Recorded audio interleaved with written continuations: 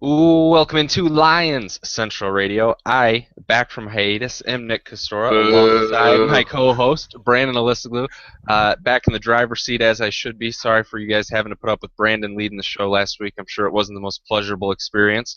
Have no fear, I am back. Big win to talk about, too, here, Brandon. Big win in the sense that it was a much-needed win. Not the most impressive of sorts, though. Detroit does beat the Chicago Bears. Final score in this one's only 20-14. It was a rough go for most of it. We'll break down every angle as we always do, and then the bulk of the show is going to be looking forward to a huge division-deciding matchup with the Green Bay Packers in Week 17. We thought it could come down to this, and it will. But we start with this game against the Bears. Again, final score was 20-14. Brandon, our biggest takeaways, as always. I'm going to let you lead us off. Well, as always, I first want to say thank you, Nick, for returning. It was weird Ah! being the guy to have to kind of throw it. We did have a couple of great guests, though. There were some times I completely forgot you weren't here. We had Justin Sure. Simon and Mike Mady made a heck of a debut. He really brings some knowledge. So I want to thank them, and I also want to thank the guests for listening. And for really enjoying that performance I put on last week. I know you guys wanted me to drop Nick. I just, we're a team. I just can't do it. But thank you for listening. Thank you for sharing the show with other Lions fans. And at least if there's a season to do it, I'd say this is the one. Besides it being the holiday season, it's the season's all coming down to this week. And, well, the Lions have that chance to grab the NFC North, but my biggest takeaway from this game will sum up how I feel about it. As stupid is, as stupid does. This team did exactly everything dumb it could. Somehow they escaped with a win. I still don't even know how. One of the things that I tweeted out after the game, after I finished up my post-game piece, is I still don't know how to analyze this game. The only thing I can really recall is the word stupid. Mhm. 3 first downs for by penalty for Chicago. Both of them, or two of them, well, they obviously had the score that was given to them by the penalty on Julian Stanford. There were also at least 2 of those 3 turnovers were completely stupid. There were 4 drops, although Pro Football Focus credits them with 3. And then Slay, for the 700th time in the last year and a half we've been doing the show, get your darn head around. Read Yeah. the wide receiver's eyes, look for the ball, that's your job. It's just so many stupid mistakes, Nick. You know what? I can't even talk anymore. Please, just vamp. Well, yeah, we really analyzed that Slay bit a couple weeks ago against Tampa when Mike Evans was just dominating him, and he refused to turn his head around. He kept getting penalties then, and he gets them again now. It's same story, different chapter with him. It's what to expect out of Darius Slay. He'll make great plays, but then by and large we see this, and it's extremely frustrating. But he wasn't the only frustrating aspect of this game, obviously. My biggest takeaway, Stafford, I thought this was going to be a huge game for him against a bad Chicago Bears secondary, and it just wasn't. And I don't have one specific key reason why Stafford didn't play great. He was sacked 4 times. He threw 2 picks in this game. I hate the pendulum swing with Matthew Stafford, Brandon, and I don't want to go around on the carousel that we talk about with Stafford so much, but why wasn't he the good Matthew Stafford in this game when, by all accounts, he really should have been? The Bears don't have much defensively that scares you, that intimidates you, and Detroit had every opportunity to take advantage of that. Even when they had balance finally in this game, the rushing attack did show up, and yet Matthew Stafford, in a game that Detroit really needed, wasn't there, and the defense again had to bail out the offense. Well, the thing that at first I thought it had to do with pressure because he was always moving around. It seemed like he kind of had to create his own space. And when I went back and watched the tape, I only logged 7 real times or pass attempts under pressure. Yeah. 29 of them I found with a clean pocket, and I'll be honest, I missed I think 3. I don't know where they went, but that's how it goes sometimes when it's 5:30 in the morning and you're trying to you're sucking down coffee and trying to log all this stuff. Especially if we're coming a day early this week because Nick's got to do. He tried to abandon you guys again, but I would anyways, never. but Twice. in a row. But there were just so many bad throws. It was like you said, bad Matthew Stafford. We had Stafford, Frank Schwab of Yahoo.com we had on, what, 2 weeks ago, and Yeah, he I was think so. talking about he's a lot like the Joe Flacco's or the Eli's, where he's going to give you that pendulum swing. He just isn't a consistent guy. Luckily, he did better than Joe Flacco. I saw he had a 0 passer rating at halftime, but there were, I counted 5 bad throws. That's including 2 halves where he hits the target, but it's just not where it should be. There was a crossing pattern to Tate in the first quarter. I don't know if you remember this. I think it might have even been the first drive. It wasn't even terrible arm mechanics. It was terrible hand mechanics. I don't know how that's even possible. It was like he changed his mind and changed the angle of his hand, but didn't move his arm slot, and obviously it completely missed the mark. He just wasn't, his head wasn't in the game. He never looked focused. And like we said, there wasn't that much pressure, but he was acting like there was pressure. Like that Golden Tate jump pass, he Hmm. ran into the pile to jump and throw the ball. I'm not sure what he was thinking. He just looked harried out there. Or how about the screen pass that Reggie Bush ended up turning into a first down? I think it was Oh my actually on fourth gosh. down, and the ball was darn near in the. No, Reggie Bush finally had a decent game. That's not the point. It's more about Stafford here. The ball was darn near in the dirt, and Reggie had to scoop it and barely make a catch. But it's a screen pass. You're expecting pressure, and yet Stafford seemed completely flustered by it and didn't know how to get the ball to Reggie. It's just it's one of those games where you just scratch your head like. The pressure was not as severe as Matthew Stafford seemed to be making it out to be. Well, there's one thing that I kind of took away from this as well. Um, I mean, from last week it was the flu and they looked lethargic. This week, as everybody knows, Detroit clinched a playoff spot the day before when Philadelphia inexplicably lost to Washington. So there is a bright side to this, is that the Lions would have normally lost this game. They did win this game, so it would seem that they lost the way that we're coming out of the gate here, but they did Hmm. win, and a lot of these things are fixable. They've been making, the reason he doesn't have the touchdowns he had, of yesteryear, is because he's making better decisions, and he only had 10 interceptions coming in this game. That throw into the end zone was one of the dumbest throws I have ever seen from Stafford, and that's saying a lot. The second one, I'm not so convinced was terrible, just because I think maybe he thought that Tate was going to keep sliding across the field, Yeah. and if Tate does, that hits him right in the gut. And good play by the defender. That one I could live with, but that first one, I'm not even sure what he was thinking. But Uh, yeah, two red zone turnovers though, and that even if we can excuse the second one, which I think it was a miscommunication as well. You can't have miscommunication down in the red zone if anywhere on the field. It's this wasn't against a good Bears team. This was against a mediocre to bad Bears team, and against a much better team. If you're on the road in the playoffs, it's just not going to work this way. well, and another thing, especially with that first pick that was so terrible. I mean, it's situational football. You're Yeah. leading by 7. It's the first half. You're not in desperation mode. It's even second down. Throw the ball Yeah. away like you have been all year, and live to fight another down. At a minimum, you're going to get your field goal because, well, except for Prater's slip, he's been pretty solid. But it's just the decision making. Everything just wasn't there for him this week. I don't think this is a how it's going to be going forward, because I think he'll at least come back to earth as far as being a little more conservative. But it wasn't an endearing performance from Detroit's main captain. I'll say that. And then that's another kind of broad but frustrating point for me is it's a win that moves this team to 11-4, and yet it's one of the most puzzling ones of the season because if there was a game that if there was a week that everyone was going to pick Detroit to win, it's this week against Jimmy Clausen of all people. When I believe when you did the show last week, Cutler hadn't been benched yet, correct? No, no. Yeah, so no one even expects it going into this week, and then they announced Jimmy Clausen as the quarterback. Detroit should have feasted on this team and taken them to task ahead of a big game against Green Bay, and instead they kind of fell into the trap. I don't know if it was looking ahead or not, but this is a Jim Caldwell team that's shown all year they're focused on the moment. They haven't been doing stupid things, and yet in this game, the decision making was terrible. They didn't seem like they were looking ahead and sleepwalking through certainly the first half. It was they found a way to win, which is a staple of them this year. It's not the same old Lions as people want to say, but they did everything wrong at different points in this game. Well, and the funny thing is I was thinking Sunday night, I was like, I don't know if this brand of Lions is more frustrating than the other one. It might be, and they're 11-4.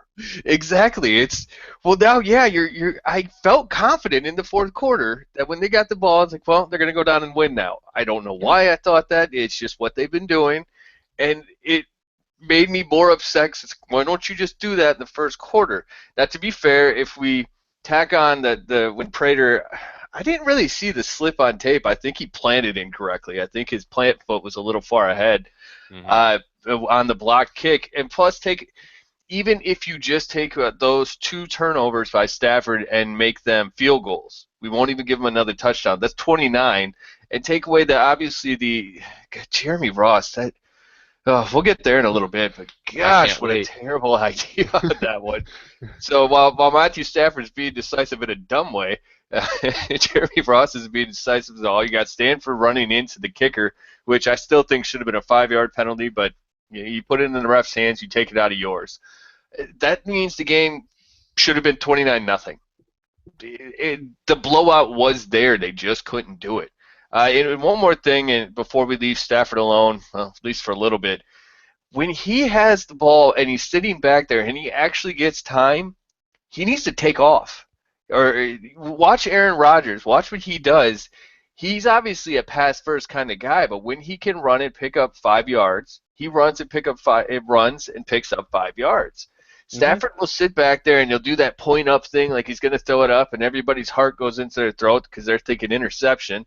And then he ends up getting sacked after about 4.5 seconds. I counted one of them in this game. He had the ball for 4.5 seconds back there when he could have just rolled right. If something pops open, great. If not, get 3-4 yards, get out of bounds. Now you're looking at a 3rd and 6 as opposed to, second and 14 or 3rd and 14.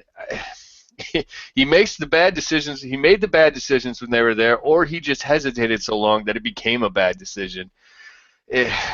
Does Caldwell need to do anything with this team? Because there was another guy who made a pretty bad decision. Uh, I know that he is a favorite of yours. I know you're heartbroken about what happened, mhm. so I'm going to let you talk about Mr. Dominic Raiola.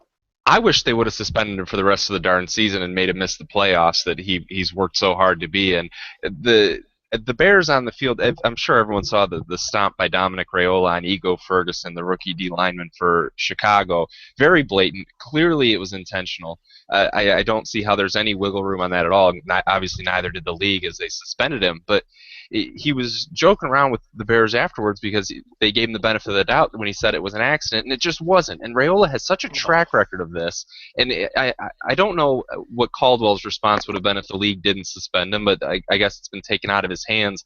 I'm glad it's at least one game. I wish it was more. I think he represents everything that's wrong with this game. The league sent the message. So for Caldwell, I think the message has already been sent. I don't think there's much more that he needs to do. He's is definitely keeping the team close to the vest this week. They're one of the few teams that is going to practice on Christmas and not mess with their actual schedule, game week schedule this week. They're hankering or they're getting ready for Green Bay just like a normal practice week, while other teams go with a different schedule. I think we have to give Caldwell as much benefit of the doubt as we can with preparation and how he handles this team. I mean, they are 11-4, so he has been doing the right things, and Dominic Raiola won't be able to be a distraction this week. He's suspended. We don't have to deal with the questions, anything surrounding him. So for me, it's benefit of the doubt for Caldwell at this point. I don't think he needs to change anything or send any kind of message. This team knows what's at stake. They know what they need to do. And if they make the dumb penalties again in Week 17, it's going to cost them a division and a first-round bye. So I think that's motivation enough. Yeah, now Detroit has to deal with putting Travis Swanson in at center, who did okay at guard, maybe. But center's a whole different game. You're calling protections, you're doing all that stuff. He didn't look good in the preseason. Granted, we're 4 months past that, so hopefully he's picked up quite a bit. Hopefully not a whole lot from Rayola, except for the few good things he could do. But gosh, the thing, the biggest thing that jumped out to me, and it made me laugh when I thought about it. Bill Belichick was right. Rayola was getting his butt beat constantly. He graded out at a negative 7.5. I think going Mm-hmm. into this game, he was like a negative 7 or something. So it was by far his worst game. He was Olay blocking all over the place. He looked terrible, and I think that's like Bill Belichick said. Oh, he just had a rough day because he's never beat us. Granted, his team did lose, but he looked terrible. He knew it, and that's just what he does. I mean, there was no way around that being anything but extremely intentional. Um, I kind of agreed with Jeff Risden. I don't know if you saw, he put out an article. He was pretty hot that they should just cut him. At the same Yeah, time, though, absolutely. especially because he's so terrible. But I'm not gonna lie, the fan in me, the guy who's watched this team for 20 odd years now, it's like I don't get to see too many playoff games. I would like the strongest team that they have possible out there. But Uh, I guess that's neither here nor there. One thing we can say about the offensive line and the running backs, there was a running game. Did you notice it, Nick? They had over 100 yards, which somebody predicted. Yeah, very very bold. I didn't know if you were going with one player or two, or I obviously didn't want to listen to your speech last week on the show. I wasn't going to tune in for that. But yeah, it was for the group, and I was like, that doesn't seem that bold. But then I went back and looked at each game this season to see how many times they'd done it, and I only saw it twice all season, so it actually was pretty darn bold. I'll give you full credit on that one. But the corpse of Reggie Bush decided to show up in this game. He is still alive and well. He went 7 for 54 and a TD. Joik Bell 13 for 74 and a TD. So the combo backfield that we've wanted to see all freaking season out of these guys was there. They even caught some passes and did other things. I mean, at this point, you can't consider this anything more than a misnomer. You cannot count on this running game to be there in Week 17 and then in the playoff game. I think if it is, it's a bonus and it'll be great. But there's no way that we can think this is going to be a consistent effort moving forward, as great as it was to see Reggie Bush look like Reggie Bush in this game. Well, the only thing that I will say about it is that, yeah, I think the word I kept thinking about while I was coming up with my notes off our rundown, which also kudos to you. Mm-hmm. I'm not using the words that you put in the rundown regarding Rayola. I was a I little wanted concerned to. that I was a little concerned we were about to earn that explicit tag that neither of us. Well, I guess maybe we covet in a weird, twisted way, but we want to keep as many of you guys on board as possible. But I tweeted this out too. When Bush bounces around and doesn't make a decision, and, eventually usually gets tackled 4 yards behind the line of scrimmage, I go crazy. When Bell does it, it works. I don't know why he's so much better at that, but Bell has such great vision. I mean, that last touchdown run, his patience, and I was kind of like, okay, get up the field and get 2 yards, you're done. And he just kind of weaves his way around and obviously does.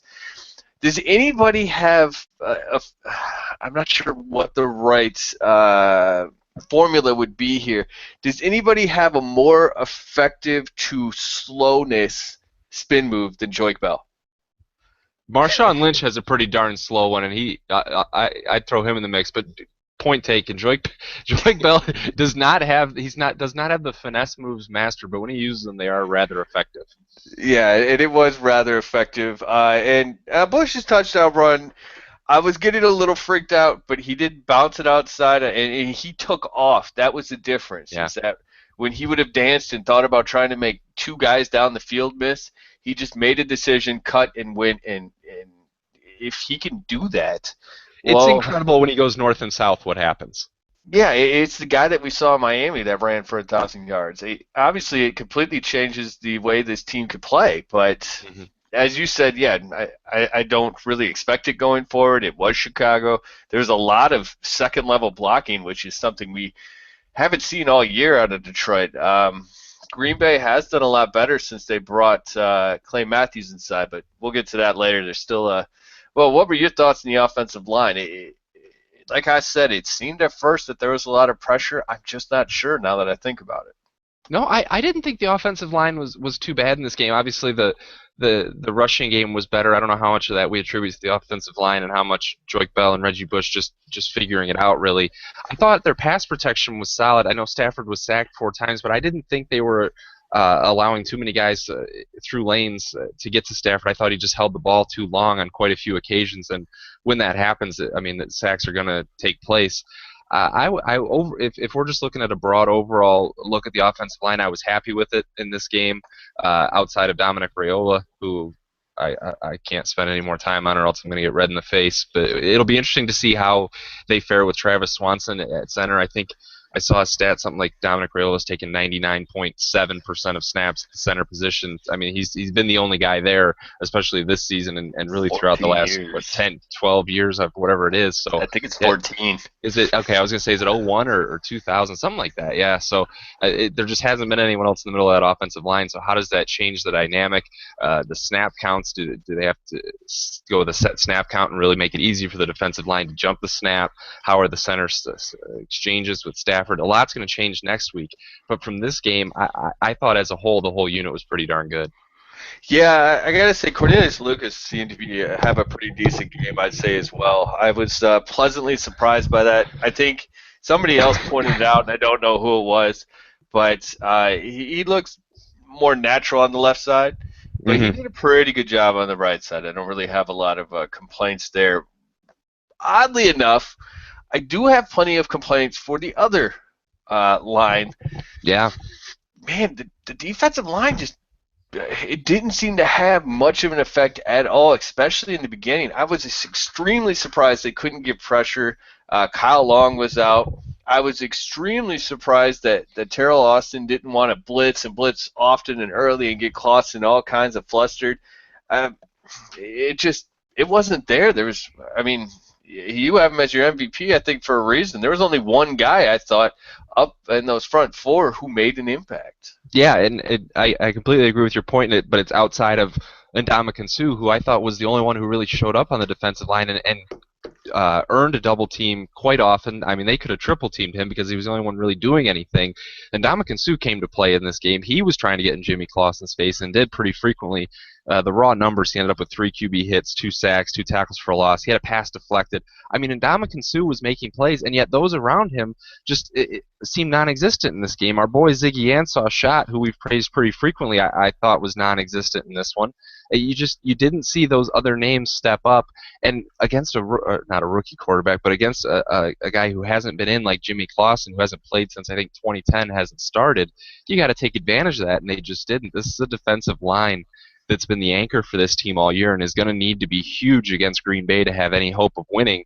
And they were, I don't know, pretty much playing patty cake on Sunday. This just wasn't what you expected. Giving Ndamukong Suh my game MVP full credit, I thought he was great. But everyone else, Brandon, I can't find much positives to say.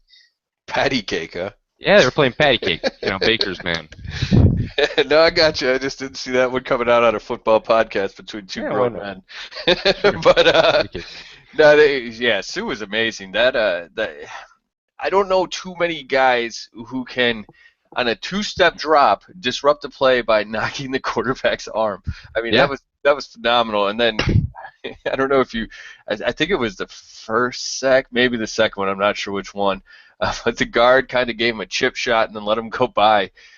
Expecting Matt Forte to make that block. Forte poor held guy. him. Poor Forte guy. held him, and there was no stopping Stu. That was phenomenal. I will say one other player along the defensive line that didn't generally play with him that I thought did a decent job. Andre Fluellen. He's actually, I got to tell you, he's not taking his 47th chance for granted. He really has put it all out there. He had a positive grade this game. He had to hurry. And it's not that he played that much, but he did his job. He did it well. There was a run play where he penetrated. I think he got back there before the quarterback. One of the linebackers ended up with the tackle, but that's because he forced the guy in. I mean, it was a solid game from him, but otherwise, yeah, it was pretty brutal. Well, we'll get to my most disappointing line in a minute. I guess I'll go ahead and throw out.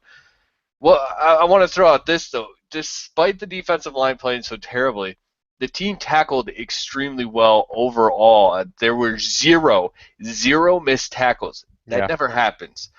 26 of 39 passes came within 10 yards, so the tackling was so important. It doesn't hurt that the Bears dropped, I think, 7 passes, which is also the same number of blitzes Detroit called, which I found quite weird. I'm just going to keep saying it. I don't really believe it. I feel like I dreamt that or something. But they still only gave up 14 points. and it was only because of the special teams, which just, well, it just wasn't that special, Nick. The- Let me ask. I'll just ask you a direct question. What does Jeremy Ross do for this football team at this point? He's actually, I think, like ninth or eighth in punt returns. That And well, go Go ahead. ahead. Well, No, I no. was I asked a question. Please go. all right, fair enough. Put me on the spot. He's actually been kind of looking like the guy of late a little bit. There's some weaving. There's more getting up the field. I was kind of getting excited for him, thinking, okay, maybe he's coming back. But other than that, he catches one ball a game, usually for around 10 to 12 yards. Yeah, I mean, kick returning in general in the NFL, kickoff returns have been mitigated so much because of moving up the kicks, and it goes out of bounds so frequently. So on punts, you hope for Jeremy Ross to be effective, and like you said, he looked slightly better of late. And then you see this, where he has no business being near the football and allows it to hit him in the arm. He said something like it was floating weird because there was no wind, so it looked like it was moving more than it was. Whatever. Just say you made a mistake, Jeremy Ross. You shouldn't have been near the football. You were, and it hits you, and it could have cost your team the game. It put points on the board that shouldn't have been there for Chicago. You're a veteran at doing this at returning punts, and it's just a mistake you expect to see out of a much more novice returner. He was my most disappointing player in the game just because it was such an easy mistake to correct, something that should never happen. There were plenty of guys that made mistakes in this game, but I thought his was very glaring and very blatant. And he just has not had a very good year overall. He hasn't been the difference maker he was, especially a year ago. So for me, I went with Jeremy Ross. Looks like you've got an either-or scenario for yours. Yeah, I mean, first I want to say that I mean I really looked at one. I looked at Stanford's play quite a bit because I was trying to figure out if he actually hit him. Because my post grades piece, somebody attacked me. Shocking. Mm-hmm. I didn't know there were these trolls. I believe they're called. Mm-hmm. But calling me, he put dumb in quotes. I still don't know why. I mean, come on, we all know I'm dumb. We don't need to put it in quotes. But Stanford definitely hit the guy, and so that one obviously created the second touchdown scenario. But Jeremy Ross, as you said, yeah, you made a mistake. Maybe you lost the ball, but you have to commit to it one way or other. You could see it at the end. He's going forward, and then he pulls his hands back, like, all right, screw it. I'm just going to see what happens. Yeah. You got to commit one way or the other, and when you don't, that's what happens. It's almost it was as glaring of a mistake as Stafford's first turnover. Yeah, and then we can't get too upset, I guess, about Prater missing one field goal or having it blocked. These things happen occasionally, and he's done pretty solid. As for me, as far as my most disappointing, I did go. I went with Ziggy Ansah. Pity shot. Do two shots so you forget about him.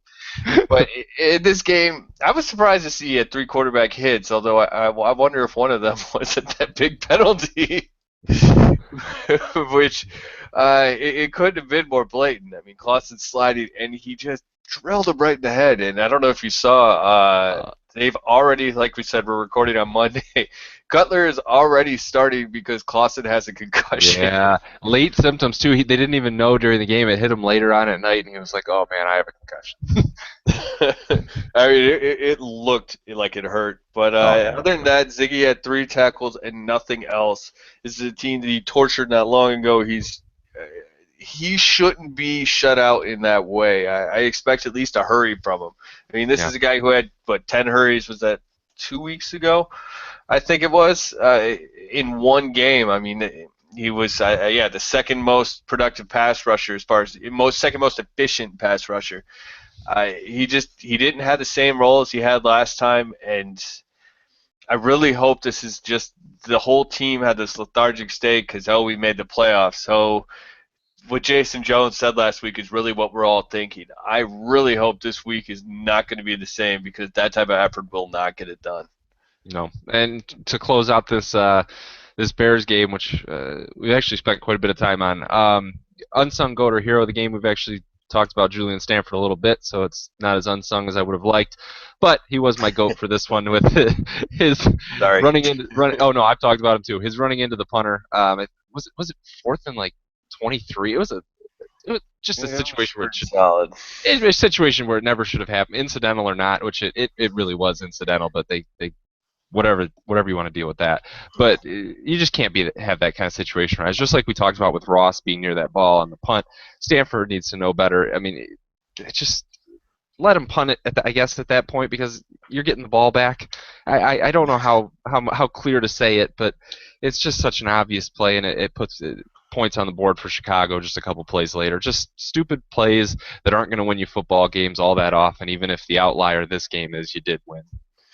Well, and I want to throw out my MVP real quick. I didn't do that. It's both the running backs. You know how I feel about Joik Bell. I obviously am crushing you in that bet that Bush or that Bell would have more fantasy points over the season than Bell or gosh, whatever. But, yeah. I picked Bell over Bush in fantasy points, crushing you in that. Gonna choose your profile pick soon. But I thought Bush had a great game. I mean, he averaged 7.7 yards a carry. One thing we didn't touch on real quick, Joik Bell was suspended for the first quarter for violation of team rules, much like Pettigrew a couple weeks ago. No idea why. The only thing we know is Bell said he's never been late for a meeting or a practice in his life. Whatever. I guess I don't really care as long as it doesn't affect anybody going forward. And my unsung hero of the game, because as we know, Nick, I am the positive one. You're bad news, Brandon. What are you talking about? You're negative, Nick, for a reason. But I thought the event had an amazing game. He earned a 4.3 Pro Football Focus grade. Next closest was 3. So he was dominant in that way. He had 5 tackles. His passer rating allowed on passes targeted to his assignment, 52.5 per attempt. Would you say that it's normal to, I don't know, here, I'm going to give you a number. Actually, no, I'm not. He only allowed 2.2 yards per attempt. Wow. That is phenomenal. That means every time you throw at Rasheen, you are only going to get 2 yards. I thought he had a great game, and, well, the veteran deserved a little love. Sure. And we move on to our news and notes. Let's also throw out a quick congratulations or kudos to Eric Ebron for 0 catches on 0 targets, making a big impact in the passing game. What, is he supposed to throw himself the ball? We just talked about it. He did have a crushing block and a positive grade. Yes, we drafted him for his wonderful blocking ability. Fantastic blocking ability. That's why you take that up with Scott. Take that up with Joe Lombardi, not Eric Ebron. It's not his fault he's not getting the ball thrown to him. Still a huge part of the offense moving forward. News and notes. Oh, actually, one more thing. Oh, gosh. This goes out to Kendall Calkins. He had a bow. I think I just said it right. Yeah, he kind of called us both out on that one, and he's right. He had a bow. Oh, yeah. Sorry, I was meant to give him a shout out on the show last week, but there it is. How were you going to do that last week when you were too busy abandoning your listeners? I abandoned him just after I told him I was going to give him a shout out. Well, there it is. News and notes for this week, and it starts with the playoff picture, as I'm sure all of you have scrupulously been checking out yourselves. But the division comes down to Week 17. We know that the winner of Lions-Packers is going to take home the NFC North.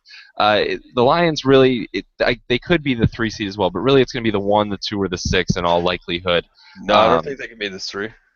I saw somewhere that they could still get a 3 seed somehow. Okay, no, well, locked in.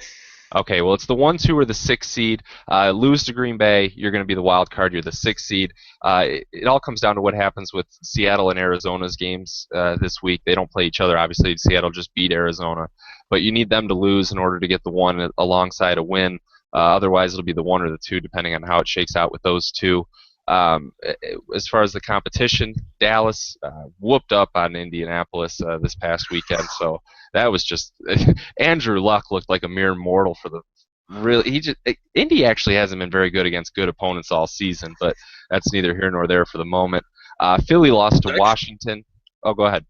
Well, let's just say, let's veer off for just a second, because before we get into the Packers game, which obviously decides if Detroit gets a first-round bye or not, if they lose, they will be the 6th seed, which means they're playing the Cowboys. Mm-hmm. Did that game scare you? I mean, Romo, I think he completed 90. I'm trying to pull this up right now. I think it was 90% of his passes.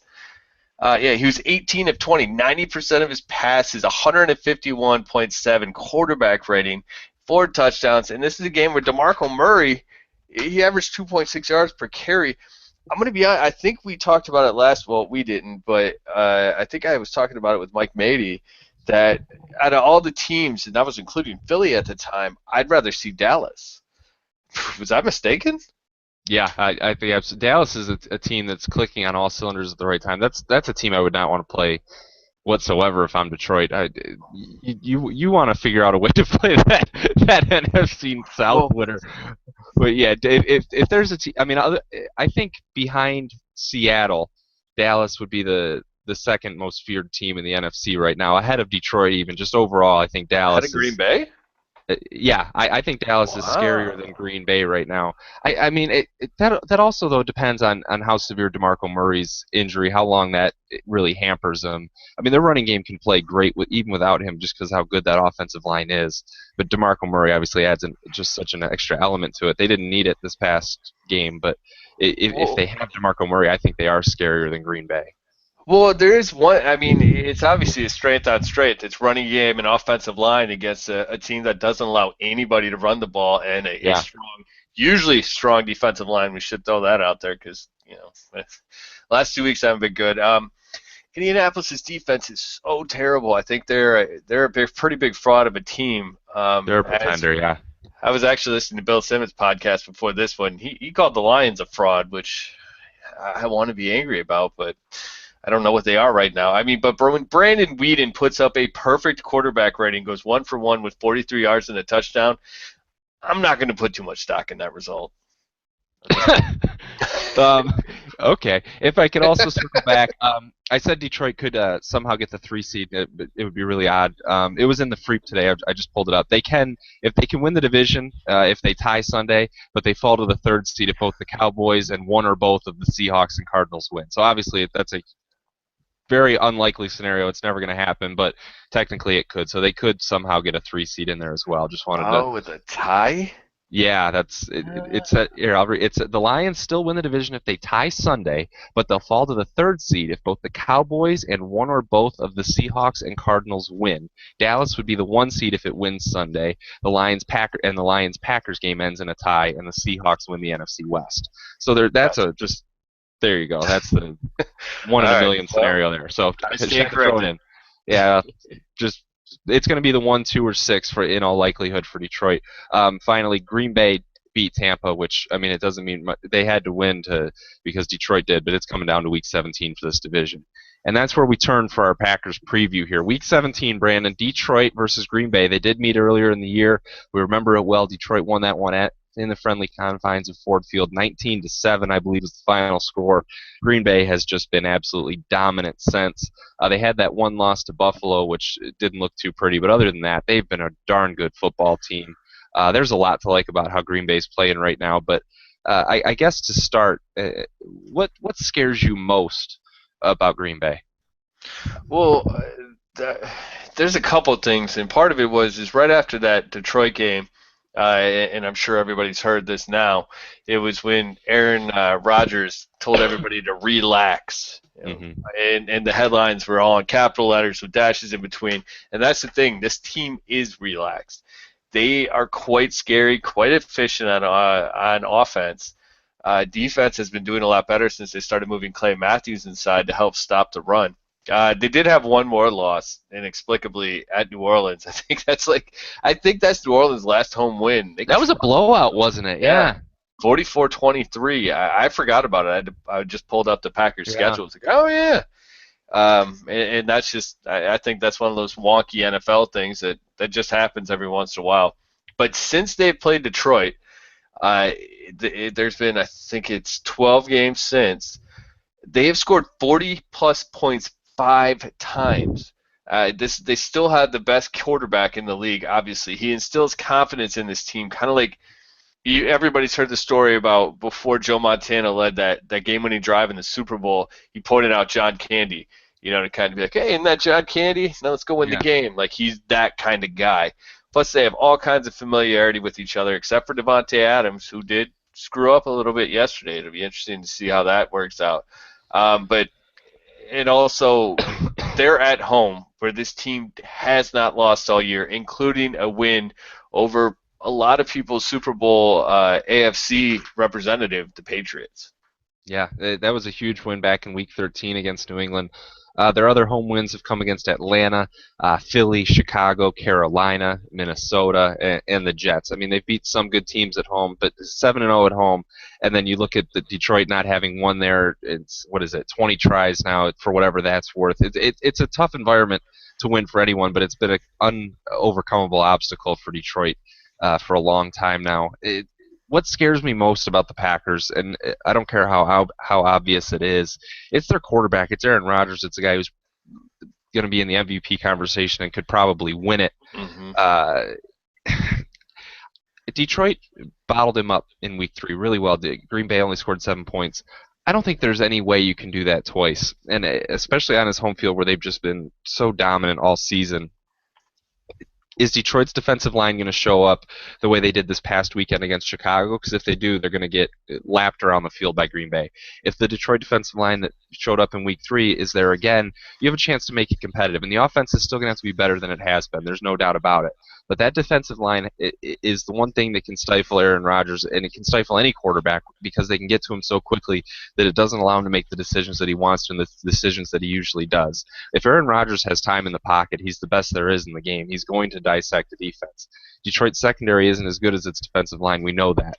If the defensive line shows up, this is going to be a really good game. If it doesn't, Aaron Rodgers is going to torch this team. Well, and that's obviously a huge advantage that Detroit has, and I kind of piggybacked off you here after I stole of your Aaron Rodgers thunder. Sorry about that one. It's all right. You get rolling sometimes. These things happen. And I kind of had it set up in my notes to go, but, so let's act like I said all the stuff I just said, but Detroit has beat them, as did the Bills, as did Seattle, and even the Tampa Bay Bucks held them to 20 points. This team is kind of built to beat Green Bay. I don't think it was done intentionally.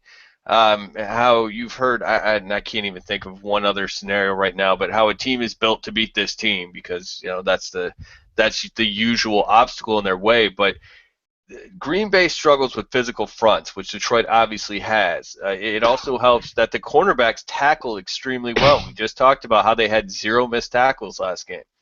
Now, there will need to be more pressure this time around. There were only 2 blitzes last game and only 5 plays where Rodgers found himself under pressure. It might have worked last time. I felt like Rodgers was off that game. He just didn't look like himself. I don't know if I honestly don't know what it was. Maybe it was the threat of violence. But I think they're going to have to kind of turn it up a notch and flip the game plan on its head, keep him guessing. This would be a game where, if anything, they could really use Nick Fairley. There's no real update on him. He's doing strength stuff now. He's in the weight room. Nobody knows if he's going to play this week or not. I would personally guess that he's not. But the other biggest thing is that this team can neutralize Eddie Lacy. The Packers are a much more balanced team than people realize. They pass for 269 yards per game, which is 7th in the league, but they also have the 11th best rushing game with 117. You want to compare that to Detroit, it's 255 to 87.4. If you can take Lacy, at least slow him down a bit, kind of take him out of the game, put Rodgers in more uncomfortable situations, and maybe that's what really that first matchup was about, was the fact that Rodgers wasn't getting 3rd and 5s, he's getting 3rd and 9s. If they can do that and then try to throw in some pressure, they can pull this off, but it's going to be pretty tough. So I guess, Nick, I got to ask you, what is your key to a Detroit win? Detroit will win if? Yeah, it kind of follows up on what you're saying, and it's eliminate the short to intermediate passing game, force them into longer down situations. Trust your defensive line because it's what's gotten you to this point. It's what's been so good. If they are able to get to Aaron Rodgers, they can disrupt this game. But if he can do a 3-step drop, hit the quick slant to Randall Cobb, hit the 5-yard in to Jordy Nelson, he's going to pick apart this defense and dissect it like only he can. You have to find a way to eliminate those shorter routes. I don't know if it's playing more press coverage and hoping your defensive line gets there quicker, mixing up your blitz packages, whatever you have to do. Maybe it's more shallow zones to open up the game just to eliminate those short to intermediate intermediate passes, force him to look the ball downfield and allow your defensive line to get the pressure on him early, and hopefully that rattles him, as it really seemed to in week 3. He was off his game. I don't know if he will be again with everything on the line and he's at home in the confines of Lambeau Field. I don't think he will be. So you have to trust this defensive line to get there and try and take away those quick short to intermediate passes. Well, yeah, that'd be a pretty solid approach if they can pull that off. I think they have a very good shot of winning. For me, I'm going the other side of the ball. I think Matthew Stafford has to creep back towards that 65% completion rate. On the season, he's sitting around, I think, at 61.1%, just behind Sam Martin on the team, who has 100%. That's why he was drafted in the 5th round, because he is that good. But the point is that they're going to need to score points this game. I'm thinking 24. 24 is what I have in my mind is what it's going to take to win. An interesting stat per Pride of Detroit today that I saw on Twitter. Detroit has scored 14-plus points 11 times. Do you want to guess the record in those?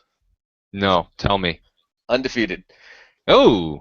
Yeah, they score less than 14, they lose every time. Now, it's not really shocking as far as if you lose or you lose if you don't score 14 or more points, but their defense is that good. If they can score 14 plus, they will win the game. Now, I think it's going to take more than that this game. Like I just said, I think they need 10 more. But if you get an efficient Stafford to go along with maybe some semblance of a run game that's waking up, I mean, the Packers are 10th against the pass, so you can't force Stafford in too many obvious passing downs. But if they can get some work from Joique Bell, if they can get some work from Reggie Bush, I think that they can kind of keep pace, and I think all they have to do is score 24 points. Problem is, they don't do it that often. Yeah, and that kind of leads into our game predictions. I think the Packers win this one, and I've said it for a couple weeks now. This shouldn't be a surprise for those who've listened pretty consistently this year.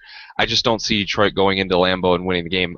I hope beyond belief that it does happen. This division would be huge for this team, and having home field in the playoffs would just be enormous for them. But the Packers are too good at home. They haven't lost there all season, and Detroit hasn't proven that they can go on the road and beat good teams. It'd be great to see them prove that they can do it, and it'd be a huge thing moving forward. But until they prove that they can do it, why should we believe that they're going to go into Lambeau and win this game? I'm sorry, I just don't see it. Give me Packers 21-17, and Detroit getting that 6th seed in the wild card. Oh, Nick. Why are you always so negative? Please tell them your prediction, Brandon. Oh, yeah. I got Packers 24-13. Well, that would keep Detroit under that magic 14 number you were talking about. And you know the funny thing is I didn't know that stat when I came up with my prediction. I was like, oh, and the 24. If they're scoring that many points, it's going to be because they're also controlling the clock a bit.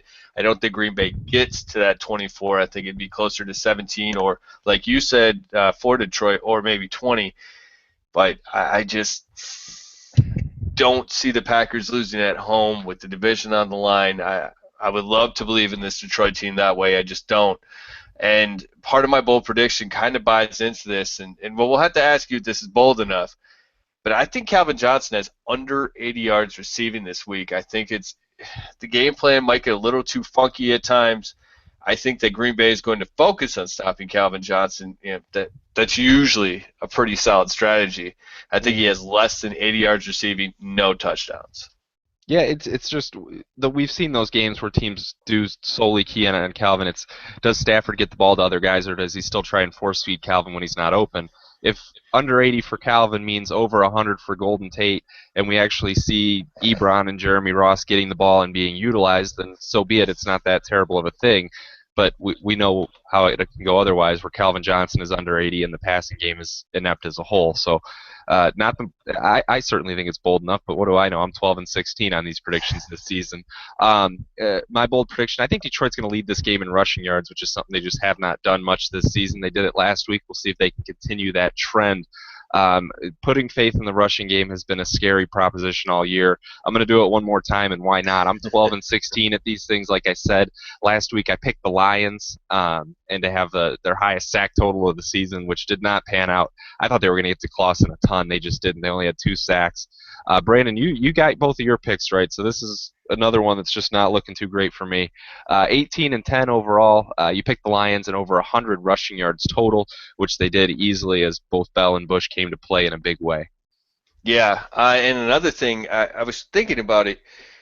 Our preseason predictions, I can't remember if I said top 3 or top 5 in sacks. I know you said, what did you say? I had I don't remember. I Did think I want to I had say him you. number one? No, I want to say you said your bold prediction for this season wasn't Oh, it my bold 1,200 prediction. I'm yards, sorry. Yeah, it was 1,200 for both Golden Tate and Calvin Johnson. which isn't out of the realm of possibility. Obviously, I would be dead wrong on my bold It'd prediction be a for this huge week. Calvin game, right? He'd need over 100. Yeah, and if he had been healthy all year, I think you're probably sitting pretty. Let's just pretend, for the sake of argument, that I said top 5. Okay. They are currently one behind. They are in 6th place right now. I'm going to give you 3 guesses what the 5th place team is because I think you'll never figure it out. I'll never figure it out. All right, let me take some random shots at this. Kansas City, Nope. Cincinnati, Nope. Denver. Jacksonville. Oh, come on. Come on. Right? Jacksonville. Get out of here with Jacksonville. I haven't watched a Jags game all year. It shocked me too. I mean, there's a reason they have 2 wins. I didn't think it was because they had Tyson 42 sacks. Alualu getting in there on people. Come on. Oh, no, that never happens. And as we talked about before, our Reggie Bush, Joik Bell bet, yeah, we might have been able to update it after halftime, but then Joik Bell came out, rushed for more yards, also had a touchdown.